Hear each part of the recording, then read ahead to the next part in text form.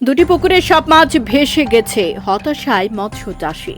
বন্যায় মৎস্য চাষীদের ক্ষয়ক্ষতি নিরূপণে মাঠে নামেনি ফিশারি দপ্তর। অভিযোগ মৎস্য চাষী সুমন ভৌমিকের।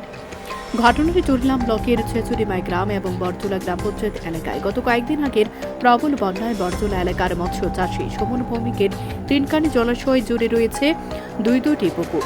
দুটি পুকুরে ছিল প্রচুর পরিমাণে মাছ, রুই, কাতল, কার্পু, মৃগেল সহ বিভিন্ন ধরনের মাছ। রাঙ্গাপানিয়া নদীর জল বিপদসীমার উপর দিয়ে প্রবাহিত হয়ে ভাসিয়ে নিয়ে গেছে মৎস্য চাষী সুমনের পুকুরের সমস্ত বড় বড় মাছ। ভীষণভাবে ক্ষতিগ্রস্ত হয়েছে মৎস্য চাষী সুমন।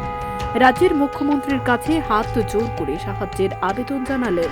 পাশাপাশি ফিশারি দপ্তরের বিরুদ্ধেও ক্ষোভ উগরে দিয়েছেন বলে বন্যায় মৎস্য চাষীদের ক্ষয়ক্ষতি নিরূপণে বরজোলা এবং ছেচুরিমাই এলাকায় আসেনি ফিশারি দপ্তরের কেউ।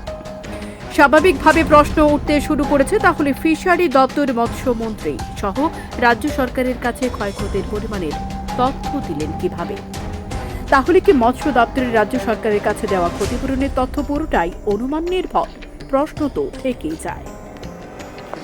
তোমার কিছুদিন আগে যে প্রচন্ড বন্যা হয়েছিল, এই বন্যা আমার দুইটা পুকুর, এটা দেড়কানি, এটা দেড়কানি, দুটা মানে দেখেন জাল দিয়ে রাখছি। জাল মানুষ দাঁড়ালে যতদূর জল নেবো সেই রাঙাপানি আর রোদি বন্যা আমি কোনো সময় দেখছি না, কিন্তু মানে বন্যা এবার এত বেশ কিন্তু আমি মুখ্যমন্ত্রীর কাছে জোর আমরা যদি আপনি কিছু সাহায্য করেন, কত আমরা একদম শেষ। কত দুটার মশলা আসলো, রুইতা আসলো, মোটামুটি ভালো অঙ্কের আমরা ভাবছিলাম। এর এর